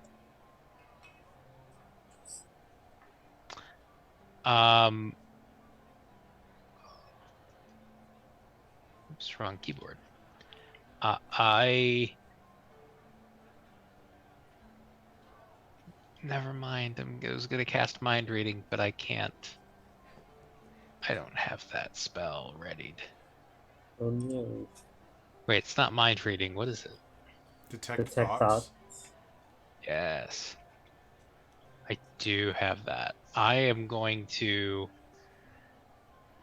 kind of like pull myself back, wait until everything is focused on Relwyn, and I'm going to try to stealthily cast Detect Thoughts. Okay. Just so you are aware of the environment that you're in. The tent itself is not massive. The flaps in the front are closed. So you're in roughly like a 20 by 20 foot circle, effectively. There's not as far as like things that you could try to be more subtle about, there's a table in the middle, and the tent poles on the inside are the only things that would kind of break line of sight, and they're tent poles. Okay. So no matter where you are, what you're describing is still going to be an impressive feat if you could pull it off, is what I'm saying. So with that information, I'm not saying it's impossible. I'm saying this would be a very, very difficult thing for you to do, and Vala would be aware of the difficulty of casting a spell with both verbal and somatic components. And I think there's material as well, right? Yeah. That's all of them. So Yeah, it's a a complex, copper piece. Yeah, a Or it could be complex arcane, spell, or arcane focus if you're not using it. Yeah. a complex spell like that would be noticed by most spellcasters. And as much as I want to try to push my luck, because I am pretty stealthy and very sleight of handy, but I will hold off then. But I am going to kind of keep my eye on that cleric. Okay.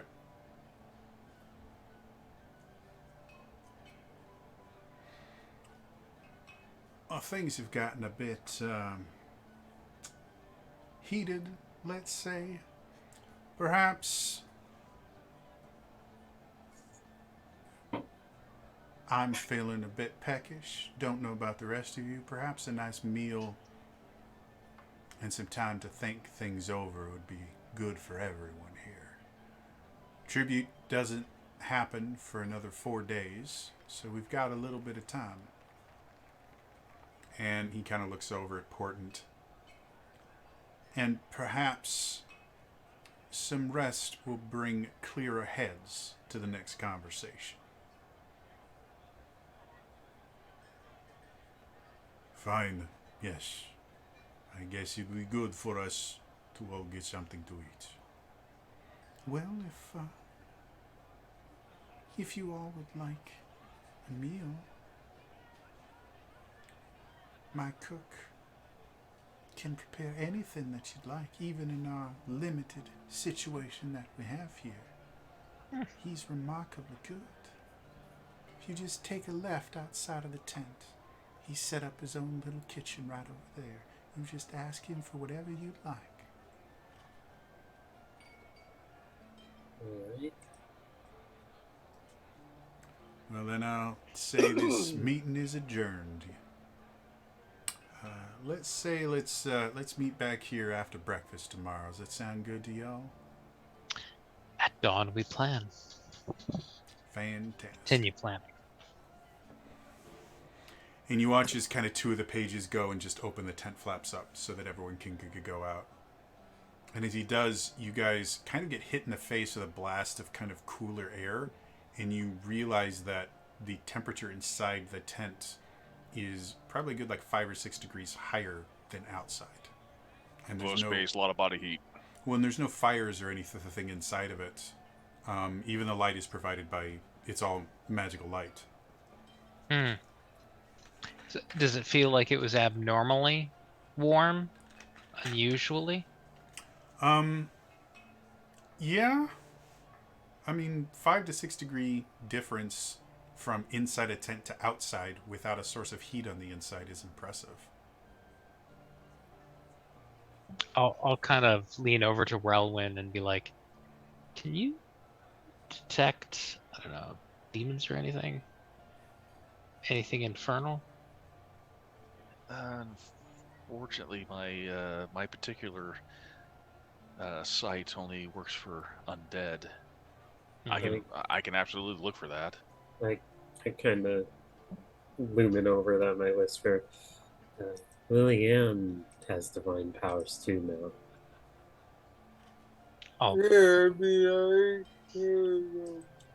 I'll saddle over to Lillian.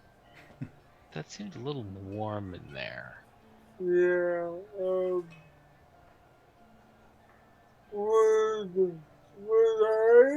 know, wait, I need you figure it out,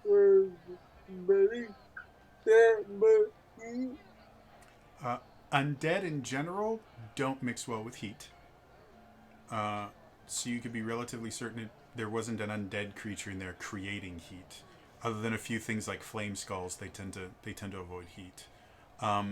Fiends, however, I mean, devils like fire. Yeah. Demons like fire. So, yeah, kind of something that a lot of people are unaware of. Tieflings in general tend to have a slightly higher internal body temp than most. Like your general 98.6 degrees that everyone else has, tieflings tend to top 100 degrees for their regular body temp. That's not enough to heat a room, but fire and infernal creatures in general kind of go hand in hand. It's harder for us to starve ourselves while we're cooking. You know, it's mashed potatoes and gravy kind of thing. Ice cream and sprinkles.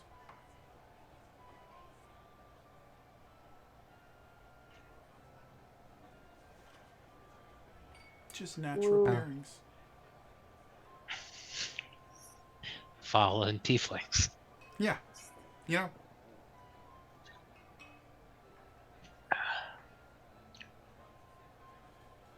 I would say, Relwyn, to the fact that you are a tiefling, you would be very, very aware that tieflings, while yes, they have a higher internal body temp, generally do not radiate heat without some sort of magical assistance. We're more inured to it. We're more resistant to it. We're more acclimatized. But yeah, you a lot of tiefling houses tend to keep the house hotter than other places because again they're just used to heat and they like it, but they don't radiate it. You still need fire or something to make it. Just as you all are pondering this, the rest of the group kind of goes out. Terrace kind of gets close to Liliane for a second and goes, if you've got time later, I mean, this wasn't really a good catch-up. I don't actually live with everyone else here. I live back in the town because I need to keep up appearances. But later tonight, if you wanted to talk, just if you just want to come outside the cave, I can see you and we can meet. Okay. I've got to go. So.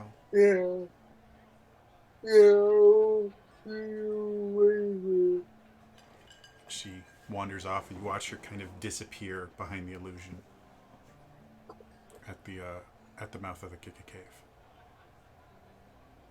So what do the rest of you guys want to do? Again, the cave itself is pretty massive.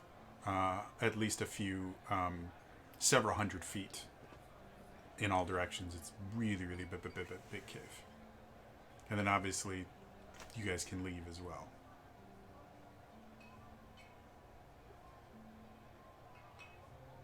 I think Relwyn actually is probably he's gonna have to risk making a bad situation worse, but also possibly alleviating something. If there's nothing else no one else wants to do, Relwyn, he's gonna let the group know, but he's gonna want to talk to Portent. Okay.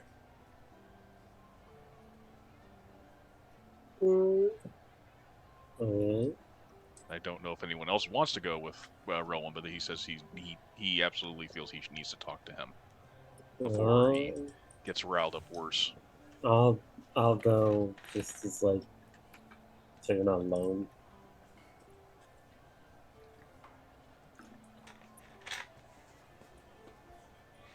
Anyone else want to join them? I'm kind of hoping, he looks at Argenta and just he's not saying don't come. He's like, I'm kind of hoping if anyone else comes wants to calm someone down. I think Argenta is very calming. Rage means calm, right? Yes. I mean, there was that one time I started getting like really overly excited and really angry, and Argenta just put me in a sleeper hold and Just better than warm milk. I don't want that. I don't want it. I don't want that. I mean, if you need someone to restrain you, it's really me or Lillian. Yeah. Alva just looks at her noodly arms. I'm good at talking too, but like if you need to like stop from like casting, I don't know, inflict wounds on the guy, I can stop you physically first, and then I can talk you down. I'm more worried about a situation Yeah. getting more tense, but I feel this is a discussion I have to have with him. Rowan just sighs and he just turns and he walks. He's like, okay. And he just walks over seeking Portent. Is it, just so I understand, Portent as in Portent, or is it spelled differently? Portant. Portant. ANT. Okay. It was almost Porthos, but then I went, no. Connotation there that I'm not looking for in this particular character. Mm. Though I could see Oliver Platt playing him very well. So Portent there's basically kind of a really makeshift forge set up. Not enough that he could do much of anything, but it's enough that he and the other kind of blacksmiths and other kind of professionals have kind of taken over a corner of the camp with various stations. Like there's a place for do woodworking and textiles and anything else so that they can make their own stuff. And instead of kind of the small little ventilation holes, you can actually see they have effectively chimney pipes that have been drilled into the rock. So this place is technically better ventilated for the smoke and everything than the rest. And as you get there, you can see he's actually he looks to be chastising, which you can only assume are other tradesmen or apprentices or something along that line, because he's sitting there going, look at this, you see this blade, and he just sticks it into the wall and pushes it, and you watch this. He snaps the blade itself. His rapier is meant to bend, not break. You make it too strong, you make it too stiff, and then it doesn't have flexibility. Your quenching process was wrong. Do it again. And he sees you come over. He's like, go away. I really wish I could, but I think I need to talk to you more than anyone else here. And you see, like, you just watch the weight of everything just finally hit his features.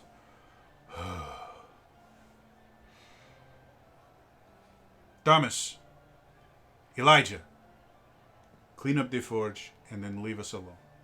Nah. You're not talking, you're cleaning. Nah. You do not clean with your mouths. If you want to clean with your mouths, I can make you clean with your mouths. But you don't want that, do you? Nod. There we go. Go clean. Yes. Drelwyn was your name? Yes, sir. Portent, was it? Yes, sir. Yes, I am Portent. I am the most important blacksmith in the land. Yes, it is a pun. It is hilarious. Oh, yes, it is good marketing. What do you want? Realizing the end of the discussion that was just had, I'm just going to lean right into it. What's your daughter's name? And you see him I apologize. almost like you slapped him in the face, completely unaware. And I want to be very clear. I want to be very clear when I say this. What is your daughter's name?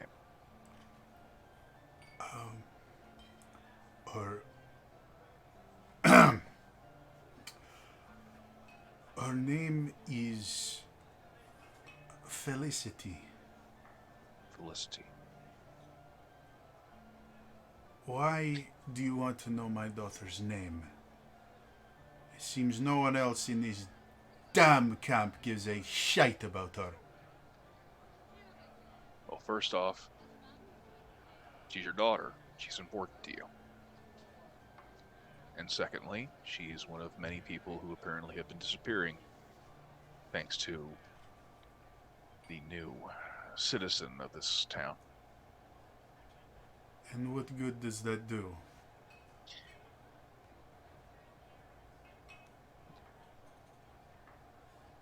How was she taken? I'm unclear on this. People say people just disappear. Is it just mysteriously, just one day they're not there? It happens at night, they go around a corner, what? If anyone is going to know this, it's going to be a father who... 4 days ago, I'm in my home. I do not live here permanently. I am too important in the city to just vanish. So I leave my apprentices here. No one cares if they live or die. No one cares if they see them. I leave my apprentices here. I come in for meetings. I go back home. 4 days ago, I am home. Felicity make us beautiful stew for dinner that night. It's very, very good. There is some left over in the pot. So, I cannot sleep. Something that is relatively common with people right now. I cannot sleep. I go downstairs. I go to get me a bowl of stew. I hear noise upstairs. But it's not noise of struggle. It is not noise of argument or fight or anything. It is strange buzzing sound. It's the best way to describe it. I come upstairs. Buzzing sound is coming from my daughter's room. Go to her room. Door is locked. Locked doors mean very little to men like Portland. So, I unlock the door. Permanently. I come in. Nothing is here. The room smells strange. Daughter's bedding is open as if she was in it and got out of bed. But there's no sign of struggle, there is no sign of violence, nothing is broken, it just smells strange. And there was buzzing sound, but there's no buzzing sound anymore. From that point on, I do not see her. So two things. One, the memory of this, I'm sure, is locked into your mind. What was the smell like? Have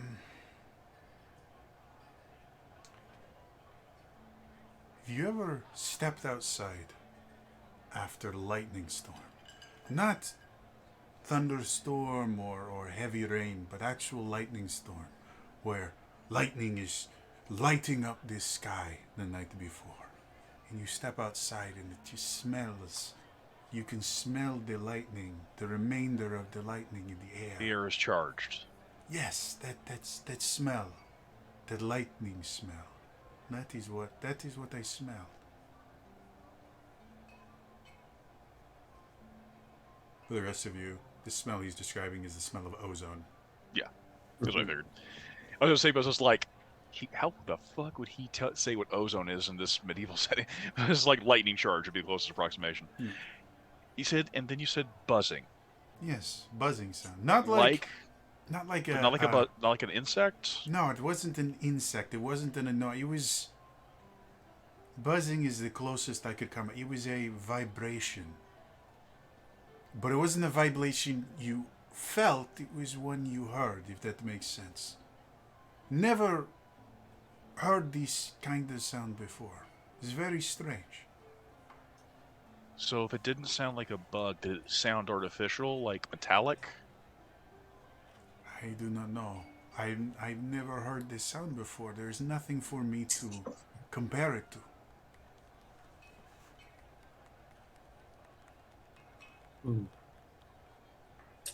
Comparison.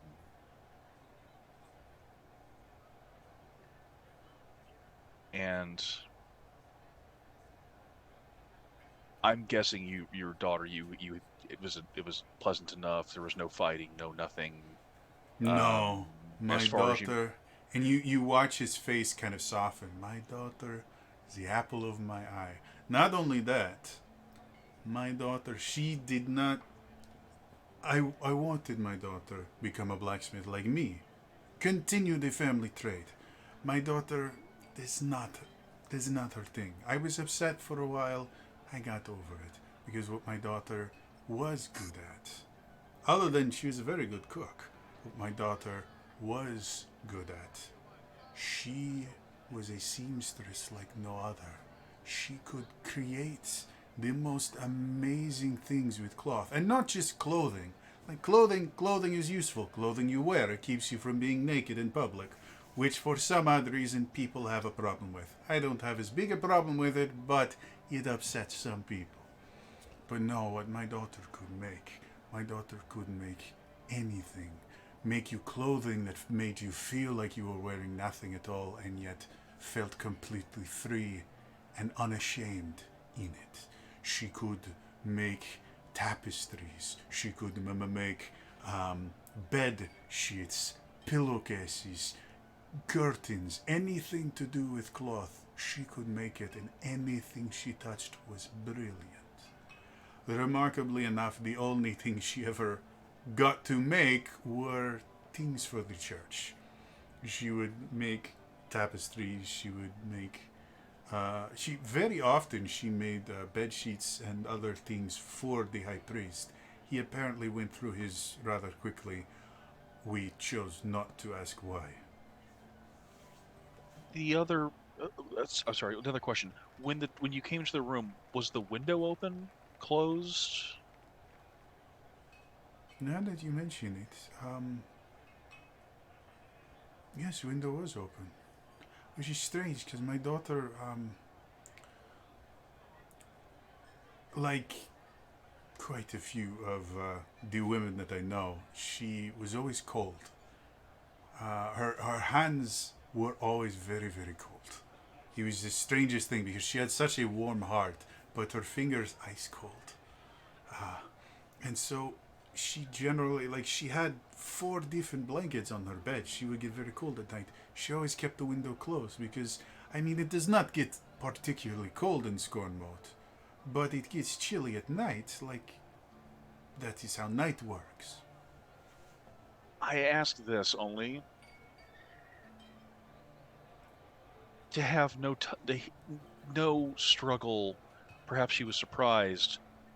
If she opened the window, it could quite possibly be for someone she knew. Was she involved with anyone? Was anyone? Was she in a relationship of any kind? I care about my daughter a lot, as any good father does. Of course. But because of that, I don't tend to treat suitors very well. So we have agreement a few years ago. I agree I won't actively seek out who her suitors are, and she agreed that if something goes wrong, she tell me exactly who they are, where they live, and 3 things that terrify them the most. Okay.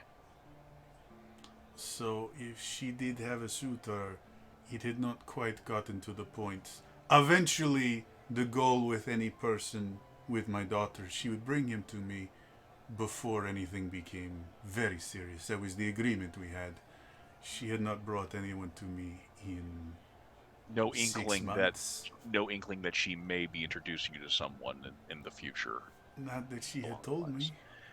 You bring up another thing. So she was very talented, extremely talented at what Extremely, she did. yes. The other people that have gone disappearing, were they also talented in some respects? Do you know? I do not know the people that disappeared. They were not reported to me. I know because my daughter is my flesh and blood. As much as he is a rat bastard, the sheriff would probably be the person to talk to before he was ousted. he was the person that anyone would have told.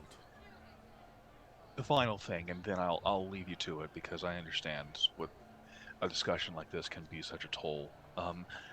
Do you have anything like a picture of what she looks like? I don't wish to take it. I just simply wish to see it. I wish to know what she looks like. Bare minimum, you can always describe her to Vanity me. is a sin, according to the church. Is it a sin Being for a too father to have a attached. picture sketch? Let me finish. Being Sure. too attached to your physical looks might mean that the Dark Lady would not accept you as you passed over. So Rowan hears this, and he doesn't like make a deep sigh. He's like, yeah, and another thing where you're like, no, no, no, no, not in any religion at all. It's just not a thing. But he continues. So no one in the town really had portraits of themselves or anything that depicted themselves. It was very much frowned upon. I was never able to get a portrait of my daughter. Anyone with the talent and skill to do it generally was not allowed to. They were always so busy creating works of art for the church, depicting the Dark Lady, depicting famous scenes meant to inspire our piety, things like that. could you describe her to me, please? And again, And you he have- softens. And he gets like there and like, She had auburn hair that would frame her face perfectly. No matter where she looked, always framed perfectly. Go down to about the mid of her back. Olive skin, the most brilliant eyes. One of them was light blue, the other was dark blue. She was very special in that way. She was shorter than some, only came up to around 5'4", and tended to wear the same plain clothes constantly. Despite the fact that she could make such beautiful things, she always wore just kind of a white, off-white shirt with more of a cream-colored skirt underneath it.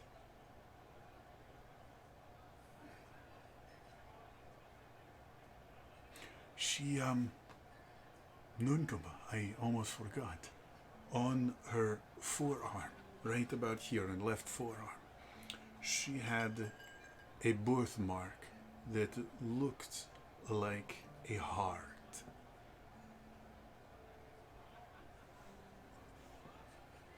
It was the rest of her kind of olive-colored skin. The birthmark itself was a light rose color. Like the color of a nice rosé. You see like a tear. He wipes away. That is my daughter. That is my daughter. I'm not going to make empty promises to you. I think you and I both know that could be even more harsh. I want you to understand that this is what's important and what matters for me. And I want you to know there's no amount of resting that could calm you of this. I understand that at the very least. I won't pretend to know what you're going through. I can tell you that people like your daughter are the reason why I'm here.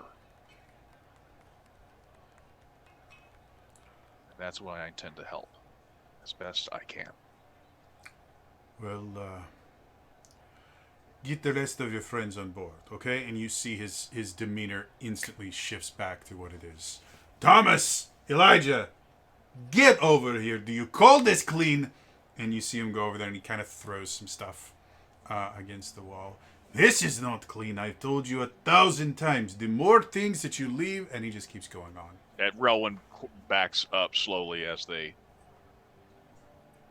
turns around and he starts walking back quickly to the rest of the group.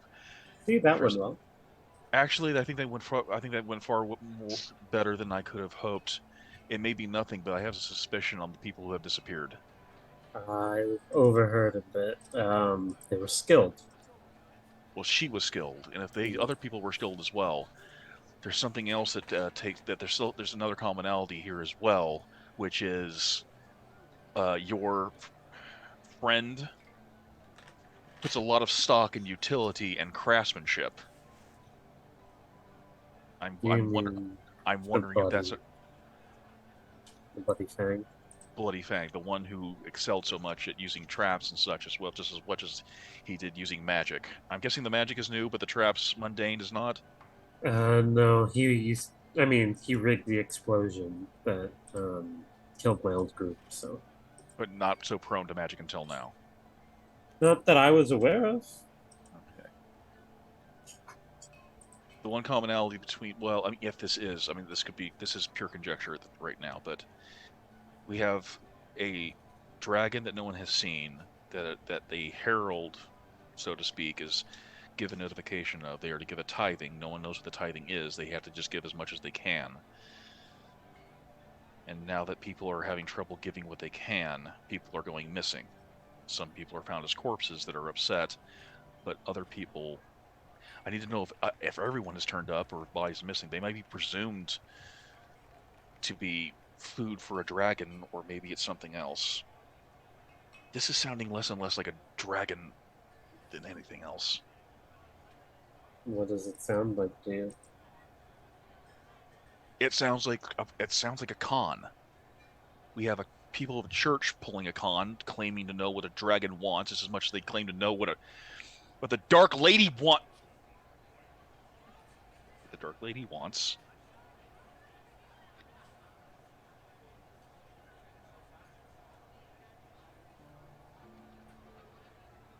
Well, I don't claim to have experience with dragons.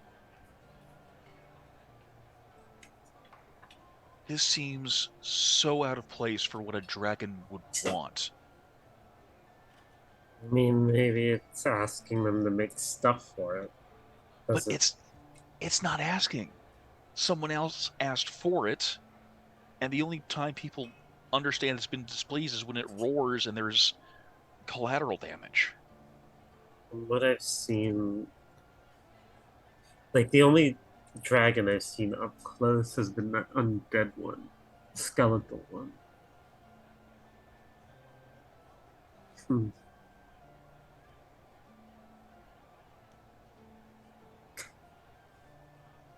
It could be nothing. We need to ask the sheriff on this, before we end up spinning our wheels on anything else. We should keep it in mind, though. Yes.